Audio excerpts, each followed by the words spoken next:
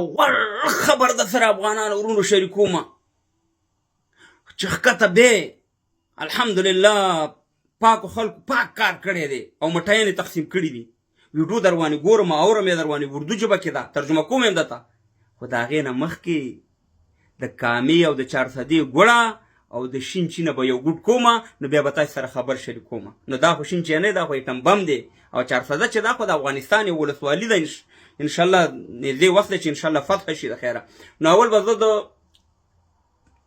کامې صاحب نه اوچک وم، اوه دومره خوږه ده. او بیا به د چارسدې صاحب نه، او بیا به یو ګوټ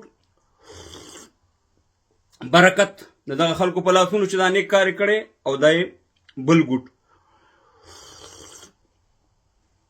شین چې زنده‌باد د ټمبم. اوس در باندې خبر اورم او یو څو خبرې در سره کومه چې پښتنو تاسې دا کار وکړئ، خپله فتح ستاسې په نصیب کېږي انشاءالله. की मरम्मत में दहशतगर्दों ने पंजाब जाने वाली गैस पाइपलाइन को धमाके से उड़ा दिया है। पुलिस के मुताबिक पाइपलाइन फटने से पंजाब को गैस की सप्लाई मुअत्तल हो गई है।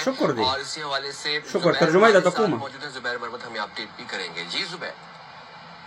जी सारा सदर की हदूद में सोरवा के मकाम पर जबकि वांडा मील के करीब दहशतगर्दों ने एक बार फिर पंजाब जाने वाली main transmission line gas pipeline धमाकाखेज मवाद से उड़ा दिया है। पुलिस का कहना है कि मेन गैस पाइपलाइन फटने से पंजाब को गैस की सप्लाई मुअत्तल हो गई।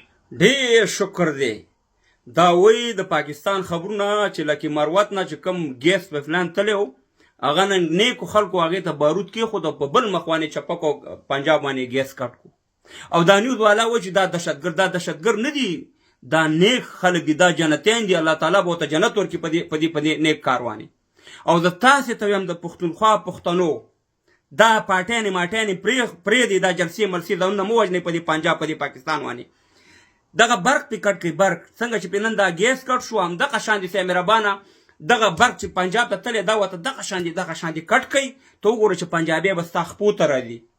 هغه طرف نه کې چې د بلوچانو ګیس کټ کړو، لکه نن چې لکه مروت کې دا کار وشو، په پنجاب یې ګیس کټ کړو. او دغه شان دي مهربانه د پښتونخوا نه پې برق لاړو، پنجاب او ولکه پوج او ایټم بم به ستاسې په خپو کې پروت دي. هغه تاسو ته څو مودې نه زه لګیم چې نه د پاکستان د ولکه پوج تاسې باندې زور رسېږي او نه یې تاسې باندې په ایټم بم خو شته نه، خو د دروغ یو شی دی. نو خبره دا ده چې دا بنیادي کارونه وکړئ. برق ګیس چې په پنجاب کټ شو، نو مهربانه به تاسې به داسې ازادي والئ لکه څنګه چې بنګالیانو ازادي اخیستې. ښه د بنګالیانو نه تاسې بدتر ناست دی، خو همت هم بایللی دی. پنجابی در باندې هغه په سوات کې د سره څه وکړه، ستاسې هوټل یې ستاسې هر شی دله خراب کړو. پښتونخوا یې دله بدنامه کړه چې دلته چکر او سیال را نه شي. دا یو پروګرام دی د پنجابي، نو چې څه د سره کوي خو همدغه شان دې ورسره وکړئ که نه.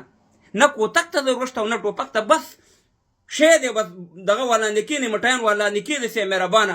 ګیس دا پیپ هم ورته په بل مخ چپک او دا برق هم، او هغه طرف ته بلوچان ته چې تاسې په هغې طرف نه به ګیس کټ کړئ. ته وګوره چې دا د پنجاب دا فکټرۍ دا هر څه ختمېږي که نه ختمېږي.